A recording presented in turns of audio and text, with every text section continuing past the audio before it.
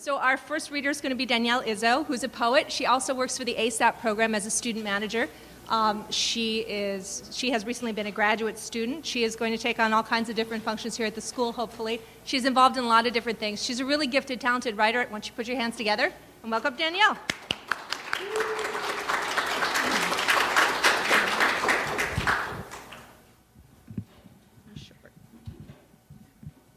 Okay, thank you.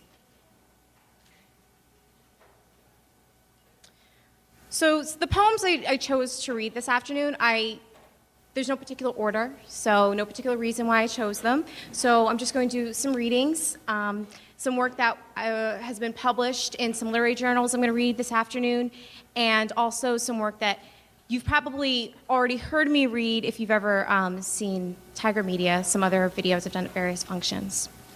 So the first poem is For the Wanderer Who Writes of His Soul. The world is insensitive to your cause, writer, blatant and cruel against your unraveling of self, like thread unwinding across the spool, messy and unending. You, writer, need this away. So write it out. Write the virus out, boy. Let the words bleed from your skin and save you from this numbing. Intimidation is a senseless thing.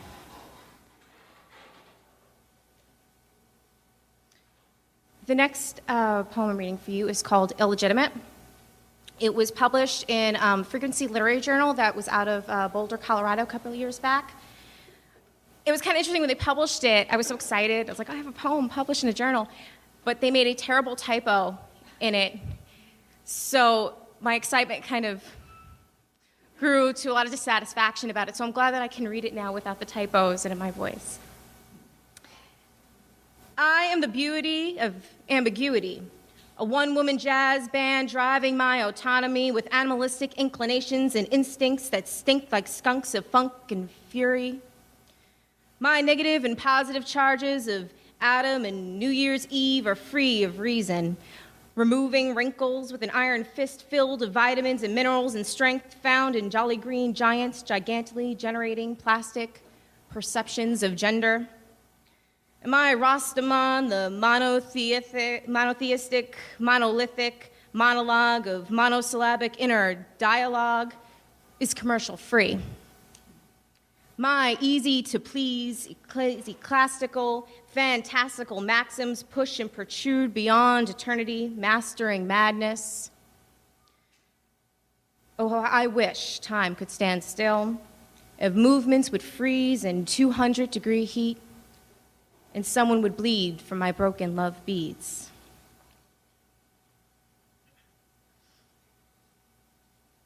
Often when I read at certain venues, I try not to do anything too political or anything that's going to upset too many people, especially since I work here, but don't want to upset anybody. But there was something I wrote a little while back that I'm about to read for you. It's called Distaste of Dissonance. It's the voice of someone walking through New York and kind of having that angry, like I hate America, I hate New York kind of voice. So please don't be offended. I was walking uptown, downtown, through jungles of junkies, junk and garbage, trashing me, thrashing me to leave. I was wandering in the city. Seaside, east side, west side, wandering, wanting, eager for the meager medicines and the crack cocaine pain of non-platonic demonic disused molecules of ridicule with a need to scream about the so-called American dream. I was finding liberty, declared en français, throwing me to and fro mage of truth or dairy, devastation, répété, temptation of mother's milk gone bad, pasteurization, purification of souls swimming through black holes. Naughty or niece and nephew sneeze at you in a pew of few formal femme fatalities. As a damsel in distress, I plead no contest to my disdain of dissonance.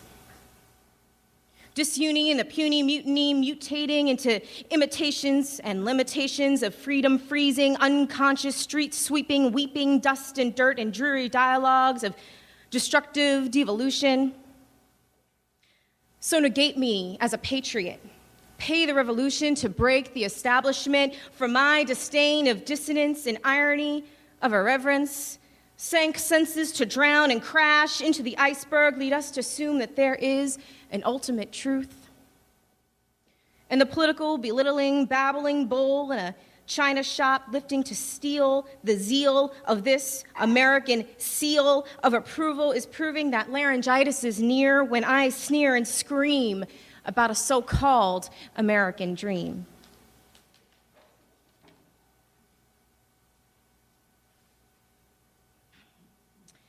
I was taking a graduate class, and it was on New York literature and New York poetry. And one of the assignments we had to do for this course, this was a couple years back, was we had to sit in one spot anywhere in the boroughs and just observe for a couple hours. And then we had to write about it. It had to be a very kind of straightforward journal-type form of writing. I saw this, I saw that. I got really bored doing that, writing that way. So I managed to go around the assignment and sit and observe people and write a poem and hope that I would get credit for it. I did. She didn't grade me, but she gave me credit. So this was the poem that I wrote, and I just simply titled it New York City 2008. And where I was sitting was in Union Square, right across from where the Virgin Megastore used to be. So I just sat there and just watched for 2 hours and wrote, and this is what came out. I saw the visions of juxtaposition, raging against convention in the square, with grandiose images of the old modern buildings busted in the bustle, nestled with ornate fixtures next to neon signs promising the glories of commercialization, the visions of juxtaposition, the individuals in a collective consciousness compounding and smuggling the roots of the old-fashioned we, outsiders inside the uproar of the same, smoking cigars, smoking reefer, smoking thin cigarettes that smell of lust and need. I see these visions, these visages of difference, the gay artists roaming for inspiration, the pairs of Hasidic Jews searching for answers, the young college students so idealistic they hug with every inch of their bodies, they embrace with a hatred of hate, hungry for healing, leaning into each other's eyes, channeling the ghosts of the square before them, before their eyes. And I've seen the bohemian lovers, the homeless lovers, the strung-out lovers, stone, the incestual lovers, the group of three lovers caressing, the bodies of strangers overlapping across the field, the single lovers entranced in the passion of solitude so far beyond the matrix of self. I've seen the seers seeing me, voyeuristic voyages and the visions, recording madness on a Japanese camera to send home to some desolate farmland out west. I've seen the mirrors and echoes of humanity in the buildings, the varied, rare violations of history that continue to shock and moan and disgust and then move you to bangs and clatters of clairvoyance, where children swing on lampposts like strippers playing chess with chests so large they rest on the stone tables, while old intellectuals sit waxing the waning, light numb to the newness of identity, reading newspapers across their well-dressed laps. Where foreign tourists whisper in a hush for fear of the listener who waits, writing of their poses and rattling against the nature of the stranger, next to old punks pierced claiming to look like danger. Skateboarders on carpet rides across railings and walls, hipsters, middle-aged hipsters seeking eye contact, so starved for eye contact from anyone who will give them a knowing glance about their personal torture. I've seen the men looking on who look like pictures of Parisians with barrettes and boatneck stripes, pushing and insisting on class, drinking water, smoking cigarettes with the air above fusing in a translucent sex romp, massaging the smoke from a neighboring pipe, belonging to an old poison-begrudging professor reeking of tenure. I've seen the juxtaposed junkies with an acorn-full squirrel squirming and scurrying across my toes, next to an ex-convict sweeping empty dime bags, ice cream wrappers, apple cores, and ash. I've seen youngsters trying to claim an image of scarred selfhood, attempting to look more homeless than the bone-skinny black man who sleeps on the pavement yards away in the playground of naive filmmaking and desperate desperation, while a young child grips a brown, once white teddy bear, staring at meth addicts with an intense teen reading some kind of epic from her brown, never white teddy bear knapsack. Sounds of sirens, plastic bags, rustling of organic fruits, acoustic guitars, faint sitar hymns, beating drums between silent chatter and joyful screams. These visions are where breakdancers and suited corporate drones pass through to stay and thrive off some elemental glory called consumption. And a baby boomer feet man teaches a tall, thin African model with wild curls how to ballroom dance on the square after she turns to a white adolescent and engages in headstands on the grass. Among whistling musicians in raccoon-tailed hats, fedoras, and caked in white face paint carrying empty music cases while Pomeranians bark impatiently at the clanging of cowboy boot heels hitting the brick-lined path. These visions are of many bloodshot eyes, too many bloodshot eyes, not enough bloodshot eyes, inside cries and whimpers of stained, ragged designer clothing, trampled beings in the streets of tattooed harmony, harnessing clean the beauty of a shining mess in the incandescent dawn that releases revolution, the visual pollution of magnificence in the name of transience, to stop and stare at your shadows, even in the juxtaposed dark. These visions are of that revolution, the wild and gorgeous twister of lotus flowers blooming and dying in New York City.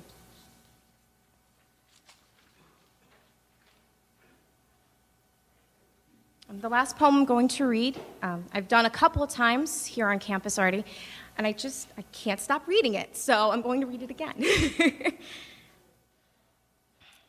called The Birth of the Poem.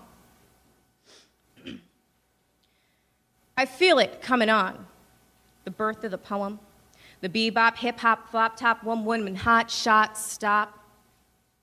I feel it moving up my lungs, the birth of the poem, cooling and breezing, alert tick-tock tune, tantric tingles like crazy demon fire, like weary drunken stars spinning, like leaking cantinas of the cantos, like dripping bloody sweat seeping out of Lotus Sutras squirming. I feel it, the birth of the poem. A tic-tac totem tug, teething mess of deedle-dee-da-da-do-wop. The birth of the poem, dirty and greasy, gritty and grisly. Feel it.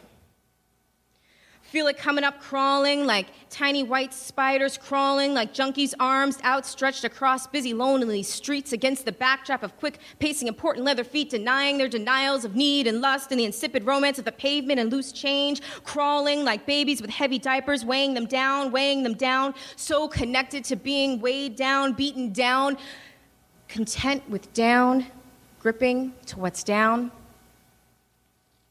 I see it.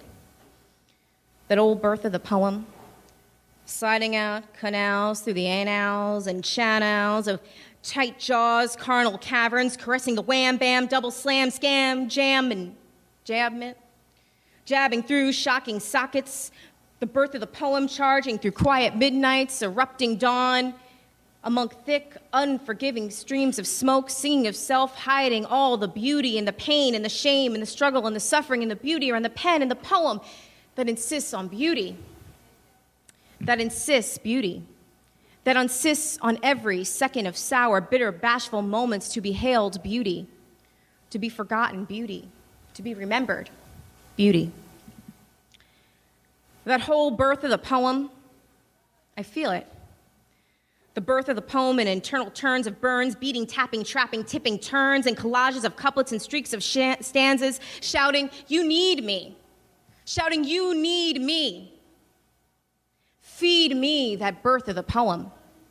Groaning to groom and tailor and trim and grope and hope, the dip-dab, dribble-dip slides through, talking about justice, telling about justice, whispering about justice.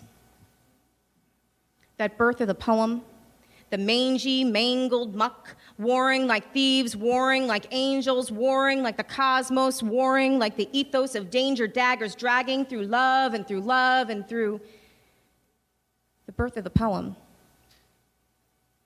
Pointing reckless, fidgety fingers like accusers, abusers, losers. Losing everything they never had. Losing the great battle between the me and the he and the she and the we, losing. Screaming, "Be born, poem. Be born, poem." screaming, "Give me my poem." I'll tell you about that birth of the poem. It comes in stages. It comes when the struggle climax is so great you have to heave and moan to every stripping away, beating away at your thin, thick flesh, meshing over your piped organs. It follows you when you're needy, when you're desperate, where you're in disbelief to all the uproarious, outrageous madness and sadness that plagues each soured grin, forcing to be entered, forcing you to abide to the violent fury that insists on beauty. The birth of the poem. It slips up and slides into you, infects you, injects you with the awareness that every birth is painful and ugly and violent, that every birth still insists beauty. That birth of the poem, riddled with rage, riddled with the thunder, the procession of coming out, stepping out beyond shadows, deceiving disguise, posing progress, screaming, "Give me my poem."